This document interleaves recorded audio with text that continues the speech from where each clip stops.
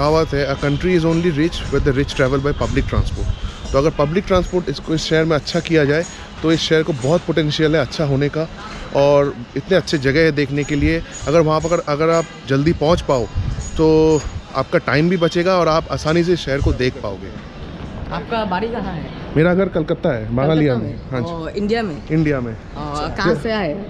कब भी आए? कब आए? तीन बांग्ला बोलते पारा नमस्ते से। बांग्ला बोलते कब आए? 3 दिन आगे एसছি। हम लोग तो आप बंगाली हो या? पाकिस्तानी है हम लोग। अच्छा, पाकिस्तान का। अच्छा, पाकिस्तान का। आपका गांव कहाँ है फिर? मेरा गांव यहाँ पर नौबड़ी में। नौबड़ी।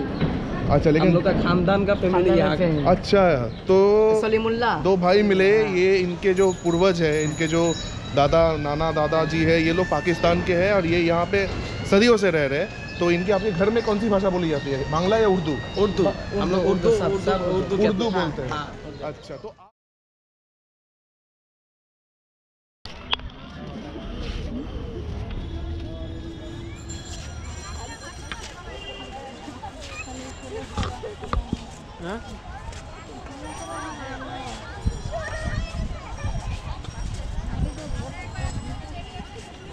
अभी मैं हूँ लाल बाग किले में, ढाका का मशहूर लाल बाग किला। एंट्री फ़ी बांग्लादेशियों के लिए 60 रुपये और फॉरेनर्स के लिए 100 रुपये। यहाँ मेरा पर्दाफाश हो गया, उन्होंने पकड़ लिया कि आप बांग्लादेशी नहीं हो, 60 रुपये नहीं 100 रुपये ही दो, तो मेरा पर्दाफाश। खैर, ये है मेरे पीछे लाल बाग फोर्ट। सन 1678 में औरंगज़ेब का बेटा मोहम्मद आज़म शाह ने इस किले का स्थापना किया था। उनके ज़माने में ये हुआ था, उनके राज में। इसका नाम लाल बाग इसलिए है क्योंकि ये लाल मिट्टी, रेड सैंडस्टोन से बना हुआ है, इसीलिए इसका नाम है लाल बाग। जब कंस्ट्रक्शन हुआ, इसकी देखभाल और इसकी पूरी मैनेजमेंट के रिस्पॉन्सिबिलिटी था शाइस्ता खान के ऊपर। शाइस्ता खान तब बंगाल सूबा का जागीरदार था और मुग़ल सल्तनत का वफ़ादार था। और आपको तो पता है, बंगाल सूबा वॉज द रिचेस्ट सूबा इन द मुग़ल एम्पायर।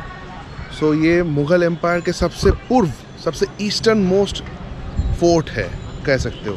एकदम वेस्ट में अगर आप दिल्ली, आगरा ये सब मान ले, फिर वहाँ से आपको थोड़ा बहुत बनारस में भी मिलेगा, थोड़ा बहुत सासाराम में मिलेगा, थोड़ा आपको वेस्ट बंगाल में मिलेगा। ये ढाका में सबसे eastern most fort of the Mughal empire कहा जा सकता है इसको।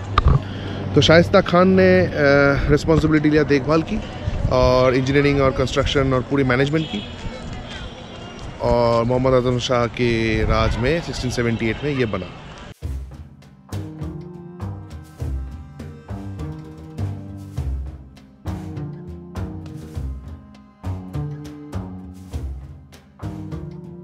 जानने जाते थे अपने बगीचों के लिए, अपने गार्डन्स के लिए। अगर आप रेड फोर्ट, लाल किला चले जाए, ताजमहल चले जाए, या फिर दिल्ली का जो राष्ट्रपति भवन के मुगल गार्डन्स चले जाए, आपको मिलेंगे ऐसे मैनिक्योर्ड गार्डन्स, सुंदर मैनिक्योर्ड गार्डन्स। और यहाँ भी सेम चीज़ है, वही अच्छे से मेंटेन्ड मैनिक्योर्ड गार्डन्स आपको यहाँ मिलेंगे।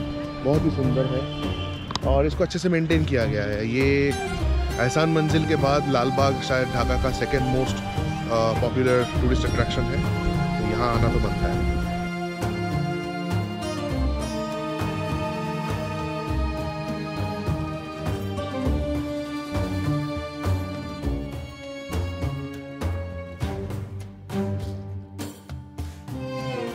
इसमें बहुत सारे बिल्डिंग्स है। एक है दीवानी आम दीवानी खास, जैसे आपका लाल किला और फतेहपुर सीकरी में है, यहाँ पर भी वो है। और ये है टोम्ब ऑफ बीबी पुरी। शाइस्ता खान की बेटी बीबी पुरी अचानक जब ये इसका कंस्ट्रक्शन हो रहा था, बीबी पुरी जो एक बच्ची थी, शाइस्ता खान की छोटी बेटी, उसकी देहांत हो गई। तो उनके रिस्पेक्ट में, उनके मेमोरी में ये उनका मकबरा है, उनका टोम्ब है, बीबी पुरी, शाइस्ता खान की बेटी।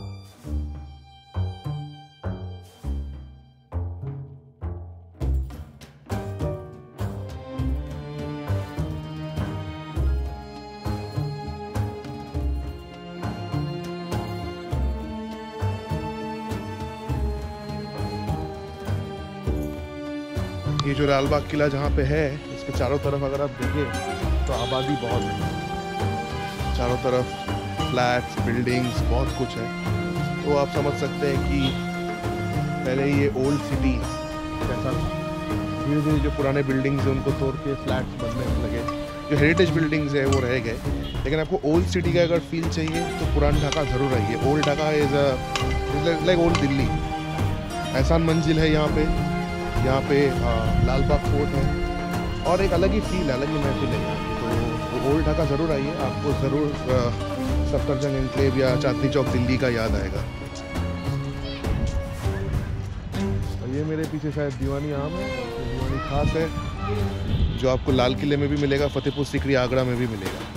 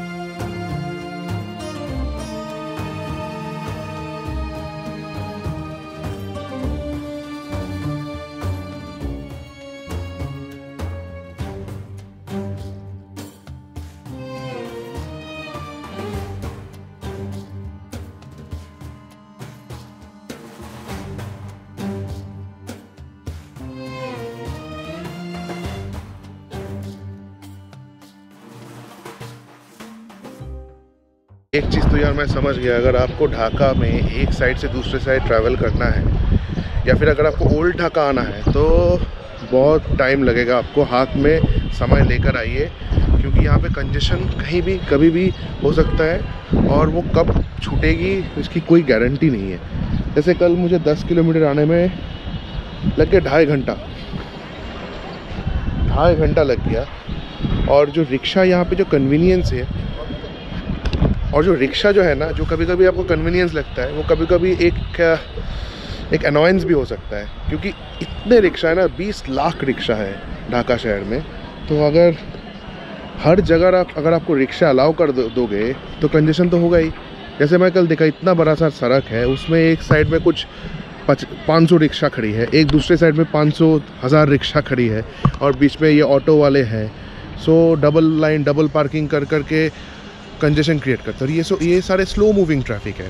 स्लो मूविंग ट्रैफिक में क्या होता है, जो कार्स जो है, बस जो है, वो निकल नहीं पाते इनके कारण, और ये खामखा जैम करते हैं, सवारी लेने के लिए इधर उधर से घुस आते हैं, तो इसलिए टाइम बहुत लगता है।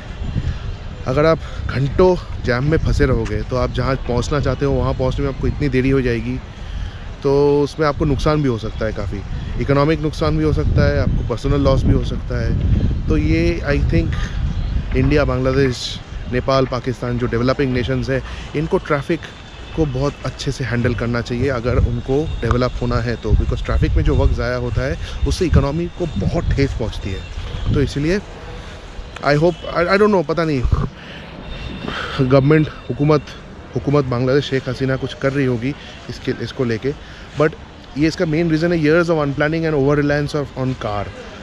Public transport is not very good over here. मैंने देखा जो बसेस है, एसी बस एक भी नहीं है, ट्रैफिक सिग्नल्स बहुत कम है, हैंड पुलिस सिग्नल्स काम कर रहे हैं। तो इससे क्या होता है कि पब्लिक ट्रांसपोर्ट अगर इतना अनकंफर्टेबल हो तो लोग गाड़ी लेंगे।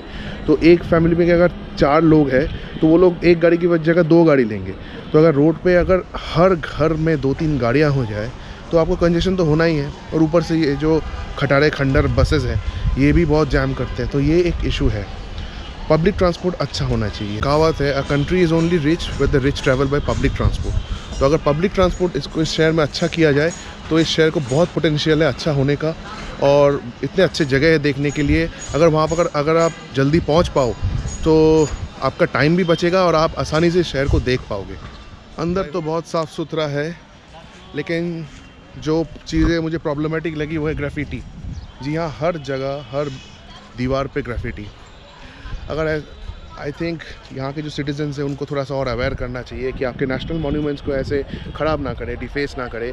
ये आपके धरोहर है, आपकी गर्व है, आपकी शान है आपकी देश की। अगर ऐसे आप इनको डिफेस करोगे, यहाँ पे आई लव यू ये वो वगैरह लिखोगे, तो इसका जो ब्यूटी है, जो शो है, वो ख़राब होगा। तो उम्मीद है कि जनरल पब्लिक को अवेयर करना बहुत ज़्यादा ज़रूरी है। I think Dhaka has lot of hidden potential. It's a sleeping beast, sleeping giant waiting to awake. तो अगर ठीक से अगर इनका फिर अवेयरनेस कैंपेन किया जाए और अच्छे से मेंटेन किया जाए तो ढाका का पोटेंशियल तो भाई ख़तरनाक है।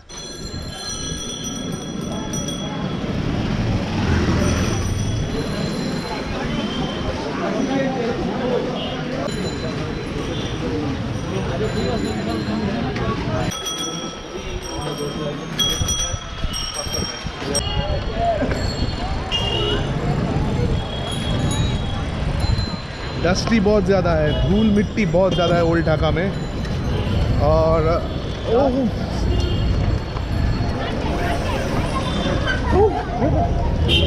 हाँ, ये हम लोग जा रहे हैं अभी सदर घाट, जो कि ढाका का मेन लॉन्च टर्मिनल है। इतने बिजी इलाके में ये इमारत कैसे बना और इसको बनाने में कितना झंझट हुआ और कितना तकलीफ हुई आसपास के लोगों को, ये भगवान जाने। देखे इसको, ये पता नहीं कंप्लीट है या इनकम्प्लीट है, ऐसे बन के छोड़ दिया है। आज अर्जेंटीना का मैच है, अर्जेंटीना सऊदी अरेबिया, इसलिए बहुत सारे अर्जेंटीना के फैंस सड़क पे दिख रहे हैं, अपने जर्सी, सब जर्सी डाले हुए।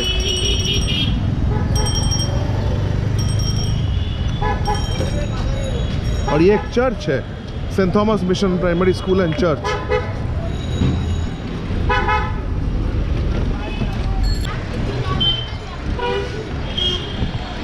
भले ही कंजेस्टेड है, लेकिन लोग बहुत अच्छे हैं, कुछ ज़्यादा ही अच्छे हैं, इतने फ्रेंडली है और इतने दिलदार लोग हैं ना यहाँ पे कि क्या बताऊँ, दिल जीत लेते हैं ये तो।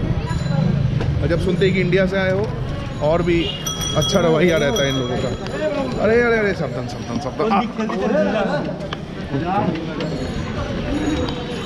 Everyone greets you with a smile. And people generally don't get irritated that much, which of course if you are in Calcutta, you will see the irritation in people's faces. Oh, यहाँ पे नहीं है लोग, actually लोगों को मालूम है कि यहाँ पे थोड़ा सब कुछ थोड़ा स्लो चलता है, so they have gotten used to it, and वही अपने अंदाज में life is going on over here.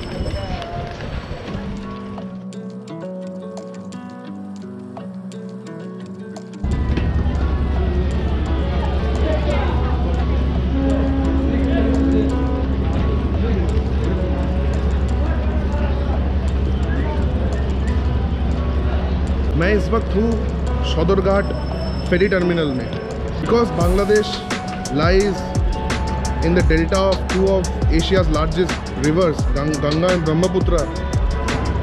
Waterway travel, waterways transport is actually a very big thing over here. Like in India, we have our highway network, which is very good. Bangladesh doesn't have a very good highway network because at the very south of Bangladesh, there are so many, the delta, the Ganga and the Brahmaputra delta has created so many islands that is not possible to build bridges over there. So that is why water transport by steamer and launches such as these form an integral part of the Bangladeshi way of life. For a country which is crisscrossed by thousands of rivers, waterways transport form an integral part of life. जैसे कि आप यहाँ पे देख सकते हैं, यहाँ पे तरह तरह के double decker, triple decker barges, steamers है। यहाँ से लॉन्च चलती है एकदम साउथ, बड़ीसाल, खुलना, चांदपुर, कुछ जाते हैं चिटागोंग, स्टीमर जाती है। इन स्टीमर्स को ये लोग रॉकेट कहते हैं, कुछ स्टीमर्स है रॉकेट। बहुत पुराने बर्जेस है, 50 साल पुराने बर्जेस है, लेकिन यहाँ से लोग 11 घंटे, 12 घंटे, 20 घंटे नदी पे पानी के ऊपर चल के सफ़र करते हैं।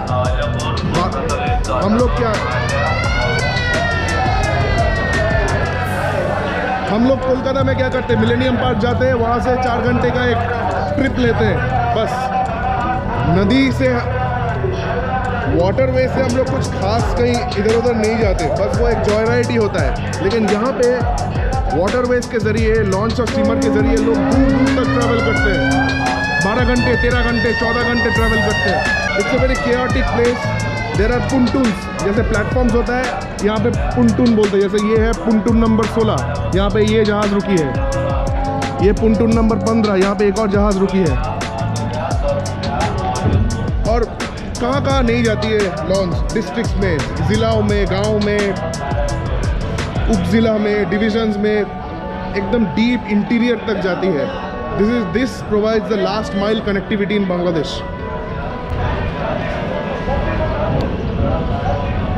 क्योंकि साउथ में इतने सारे आइलैंड्स हैं, वहाँ पे ब्रिजेस बनाना इकोनॉमिकली फिजिबल नहीं है।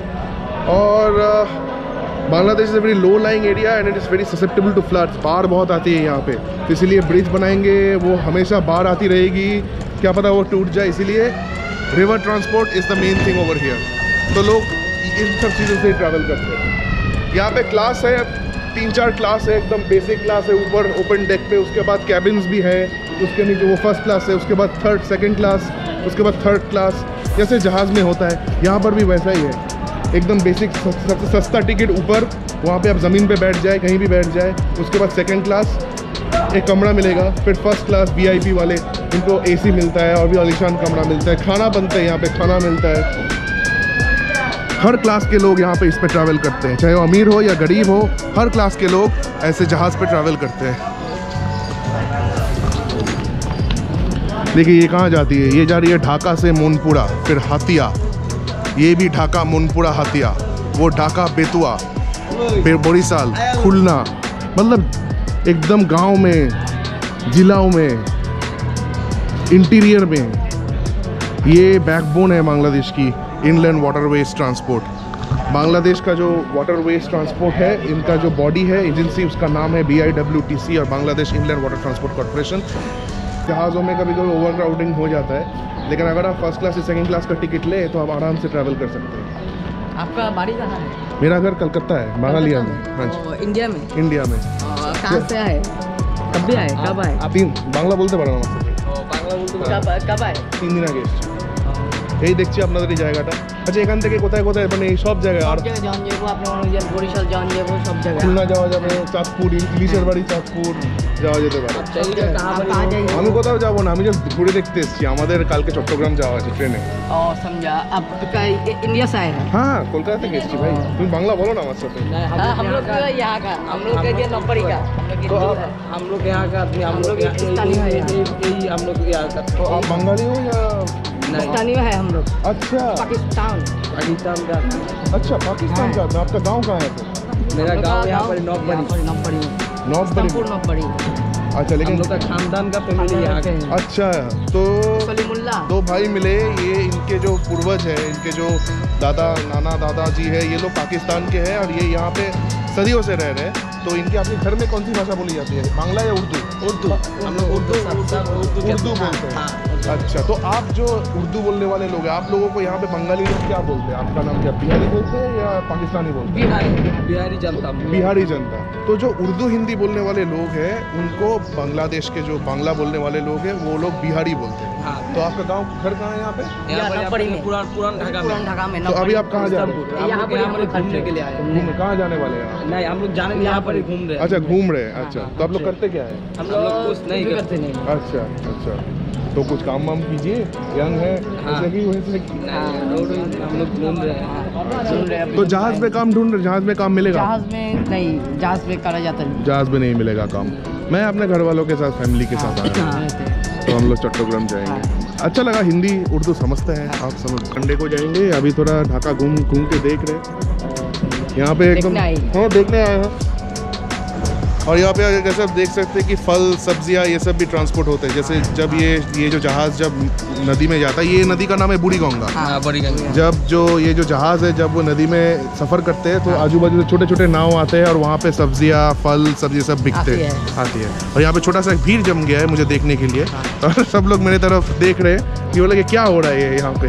बस मैं ये बोल रहा हूँ कि आपका देश देखने आया हूँ, बहुत अच्छा लग रहा है यहाँ। आपका जगह सदरघाट, ये है सदरघाट। मंत्री मोदी भाई, हाँ नरेंद्र मोदी, आप लोग का शेख हसीना, और पाकिस्तान में शाहबाज शरीफ, इमरान खान हट गया। अच्छा ये आप बताएं कि मुझे 14 नंबर गेट कहाँ है?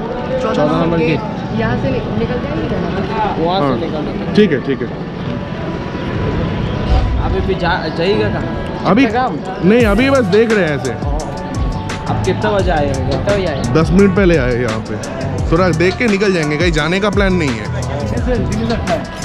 ऐसे लॉन्च में कभी कभी बहुत आदमी जा रहे हैं। बहुत आदमी जा रहे हैं। कितने आदमी जाते हैं एक लॉन्च में? मान एक लीजिए लॉन्च में बहुत आदमी आपका भर के जाती है, रोज़ा में से आपका ईद में सब भर के जाती है। अच्छा, मोटरसाइकिल गाड़ी वाड़ी भी चढ़ जाते हैं? सब लेके जाती है। कुछ जगह तो बस भी चढ़ जाती है। बस भी चढ़ जाती है। बस तो इधर एक बार अगर ढाका आ रहे हो तो अगर ढाका आ रहे हो तो ये सदर घाट देखिए ज़रूर। बहुत सही जगह है, बहुत बड़ा लॉन्च है ये, बहुत पुराने लॉन्च है ये, 50 साल पुराना तो होगा ही। एक इंडिया बहुत सुंदर जगह है। हाँ बेशक, बांग्लादेश भी सुंदर है। इंडिया का रास्ता बोले छोटा छोटा रास्ता है। हाँ, कुछ जगह पे बड़ा है, कुछ जगह पे छोटा है। और मुंबई भी वो बहुत सुंदर है। मुंबई भी बहुत भीड़ होता है लेकिन सुंदर है। अभी आपका लॉन्च बहुत बड़ा है, आदमी जाता है, बहुत बड़ी साल जाता है। फिर आपका सुंदरबन भी जाता है। 4%, हाँ